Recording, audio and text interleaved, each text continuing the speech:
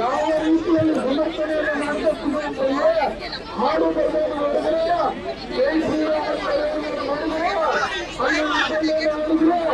ಬೆಳಗಿನಲ್ಲಿ ನಮ್ಮ ಕಾರ್ಯಕರ್ತರು ಕ್ಯಾನ್ವಾಸ್ ಮಾಡಿಕೊಂಡು ಬರಬೇಕಾದ್ರೆ ಅವ್ರ ಮೇಲೆ ಕಾರನ್ನು ಎತ್ತಿಸಿ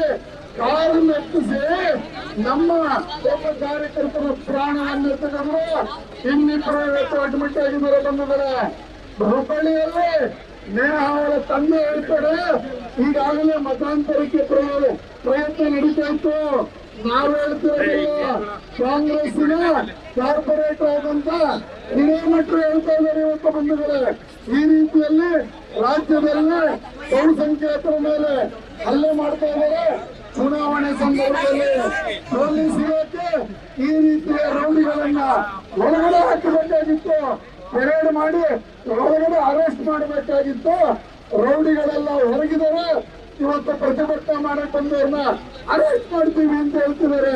ರೌಡಿಗಳು ಹೊರಗಿದ್ರೆ ಅದರ ವಿರುದ್ಧ ಪ್ರತಿಭಟನೆ ಮಾಡ್ತಿರುವಂತ ರಾಜಕೀಯ ನಾಯಕರು ನಮ್ಮ ಅಧ್ಯಕ್ಷರನ್ನ ಅರೆಸ್ಟ್ ಮಾಡ್ತೀವಿ ಅಂತ ಹೇಳ್ತಿದ್ದಾರೆ. ಈ ರೀತಿಯಲ್ಲಿ ಸರ್ಕಾರ ಈ ಬಗ್ಗೆ ನೀತಿಯನ್ನ ಮಾಡ್ತಾ ಇದೆ.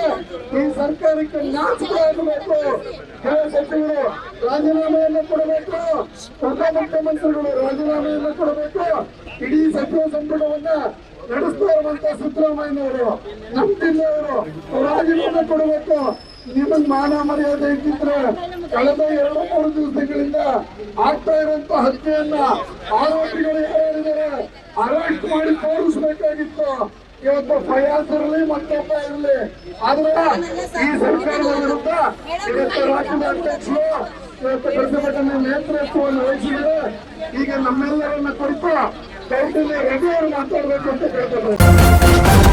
ನ್ಯೂಸ್ ಫಸ್ಟ್ ನಿರ್ಭೀತಿಯಿಂದ ನಿಮ್ಮ ಪರವಾಗಿ.